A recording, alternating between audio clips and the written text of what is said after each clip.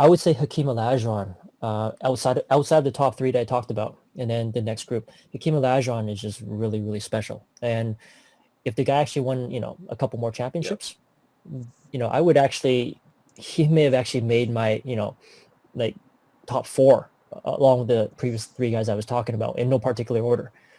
But I think he just needed a bit more championships for me to actually put him Yeah. in that level with those guys. But in terms of the way he plays, very, very special, I Hakeem think, Olajuwon. yeah, Hakeem is one of those guys that's it's hard to try to find a weakness with him. But it's like people don't rank him in the top five, but again, we wonder why. Like, what is Hakeem's Mm-hmm. weakness here? So he has rings. He dominated his competition. Mm-hmm. David Robinson, Patrick Ewing, Shaq. He dominated Mm-hmm. them all. Yep. Uh, he's offensively, he has the dream shake. Defensively, most blocks all time. Where was Hakeem's weakness? Why isn't Hakeem ranked very high? Is it just because of lack of championships, right? I think it's just a lack of championships, but you can't even really blame him. I mean, besides that 1 year in the second championship when he had an aging Clyde Drexler to play with him, he never really had another all-star teammate when you think about it. In my opinion, I think he, One of the only ones to lead his team to a win without another All Star, by the way. and at the same time, I think his coach, I believe it was Rudy Yeah, Tomjanovich. Tomjanovich is a good coach, but he I don't just think got he him. was a great He just got in the coach. Hall of Fame this year. Well, that's great. That's great. But I think if you really want to compare though, I won't necessarily put him at the level of a coach as a Phil Yeah, he wasn't Jackson Popovich. He wasn't Pat or Riley. yeah, or Greg Red Popovich. Auerbach. Yeah, He he wasn't wasn't that. really at that Yeah, level. So when you think of what Hakeem had or when he was actually in the NBA, he never really had another second superstar player to play with. it And he was. never really had a great I think it's coach a testament like Phil to Jackson. how great Hmm. Hakeem was that in his, I think his Yeah. second season, he played with Ralph Sampson at the time, right?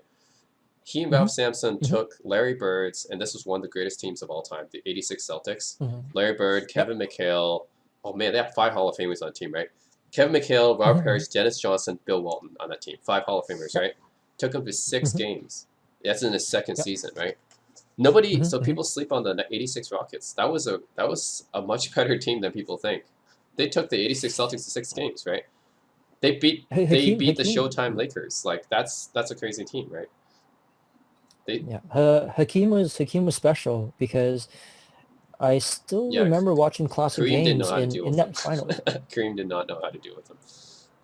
Yeah, but Hakeem was special Yeah. because Hakeem, if you actually watched in the finals, Hakeem when they're playing Boston Celtics, I still remember in the finals there was this one play that always sticks out in my mind with Hmm. Hakeem was in the finals that year against Boston Celtics. He actually had, I believe, two back-to-back steals at half court, almost like he was the point guard. Like this guy's a center, Yeah, he's top. and he He's the actually only stole the center ball. in top 10 in steals, which is amazing. Okay, yeah. Well, there you go. Exactly. Because I remember watching those plays and I was like, I saw him steal the ball at half court. And not only that, he stole the ball and then he took the ball and he just went down on a fast break by himself to Yep. score, like to dunk, like he was a point, like he was a guard. You don't see centers do that. The guy sometimes with Hakeem was, I believe Hakeem was actually a soccer player too, Yep. back in Nigeria. And because of that, he had amazing footwork. And he was a guy that actually legit has guard skills. He can play like a guard. If you see back in the NBA when he was playing, the guy can post up, but he can also face up as well, depending on his Yeah. defender. And if it was a smaller defender, he would just post him up, back him down, and he had amazing footwork anyways. But he also had the ball handling, and he can face up and cross a player up. So when he's playing against a bigger player, then he can just turn around and face up against a guy, and he can just drive right past him. He had the ball handling for that too. So the guy was a freak of nature, and he was athletic, jumped super high, great touch, great turnaround jump shot, great defender. The guy was just great. Probably the most complete Yeah, center since Will, I would say. Offensive and defense combined, right? and even more complete than Wilt, yeah, in many ways because he had the footwork, Hmm. and that's something that I don't think Wilt Chamberlain had the same footwork of Hakeem Olajuwon. Hakeem had Hakeem's footwork was so good that it's better than most guards that you saw in the NBA at the time. He's Like he had some of the best he's footwork, bar considered none. like one of the best post players ever. Like probably one and two next to Kevin McHale, one of those two, Hmm. right? Hmm. Yeah. Totally agree. I mean, Kevin McHale was another guy. Amazing footwork. Amazing footwork. His so-called torture chamber when he had the guys on the Oh yeah, block. ridiculous He had moves. Yeah. so many moves on the block. so fundamentally sound. In my opinion, Mikhail is pretty much almost right there with one of my tops. The guy is kind of like your older version of Tim Duncan. Mm. Him and Tim Duncan are really similar. The fundamentals, the footwork, amazing. I love watching these guys play. Hakeem, same thing. Hakeem is like that. Only he's also super athletic. That's the thing. Like Hakeem had all the footwork, but he also had amazing athleticism, super talent as well, and he can face up guys and just play like he's a guard sometimes. So pretty amazing, pretty amazing. If you saw some of the blocks that Hakeem was blocking back in the day, or at least even affecting shots, there were times when I remember watching plays and the opposing team's wing players and guards actually had the ball around free throw line area or a little bit farther, and they were taking a jump shot. Hakeem was actually standing in the paint, and he jumped up trying to block the shot. Sometimes he doesn't block it, but the guy was a good six feet back. He was in the paint while the other guys be on the free throw line taking a jump shot, and he was able to jump so high trying to block it in a way where it actually affected a miss. So that's just amazing. Yeah. One stat that speaks to me about Hakeem here: regular season scoring average, 22 points, almost 22 points.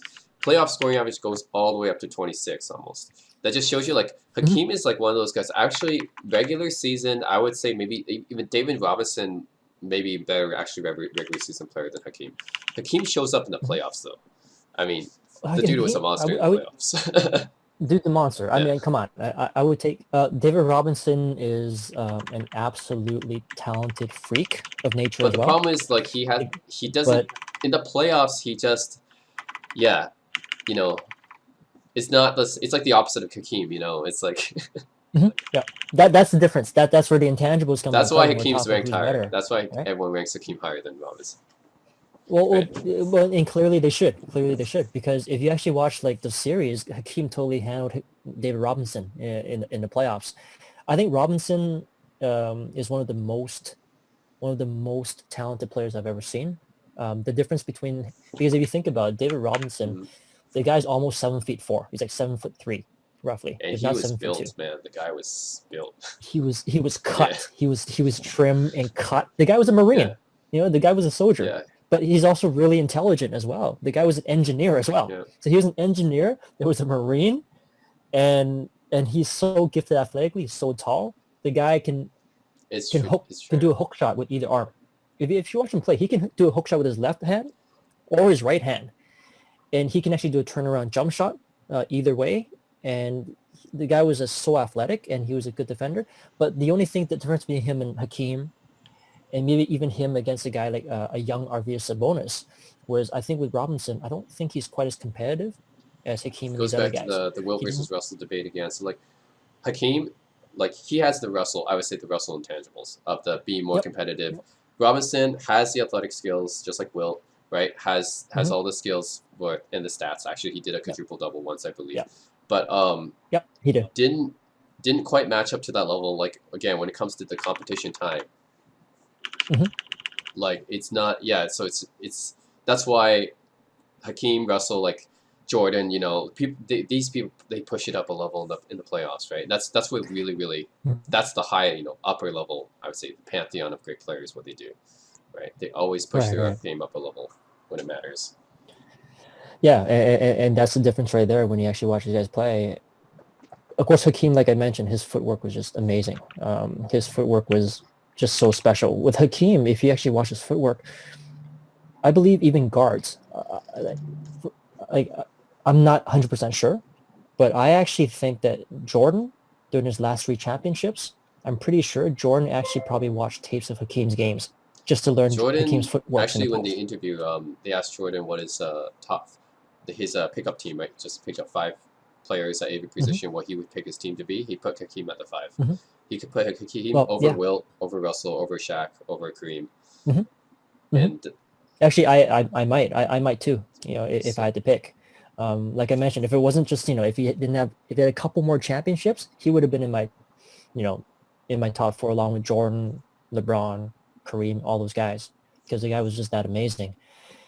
And if you actually watched Jordan in his last 3 championships, when he became a really phenomenal fadeaway jump shooter in the post, his post footwork, some of it just seemed to remind me of Hakeem once in a while.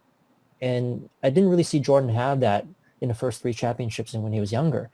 So for me, I have a hunch. I'm not sure if it's true or not, but I have a hunch that MJ, when he was actually working in the post fadeaway, he may have actually looked at some of the He definitely videos did, maybe I'm of pretty Hakeem. sure. Given his Yeah, you his can tell. competitiveness, he probably, because Hakeem won the two Yeah, championships while he was away, right? So he's exactly. basically like, I better study up this guy. And here's the thing: if you have a guard, not only a guard, but one of the maybe the greatest player of all time, who is a Mhm. guard, actually watching your video or trying to watch your tape to learn footwork from you, and you're a center, then you know the center is special. I mean, yeah.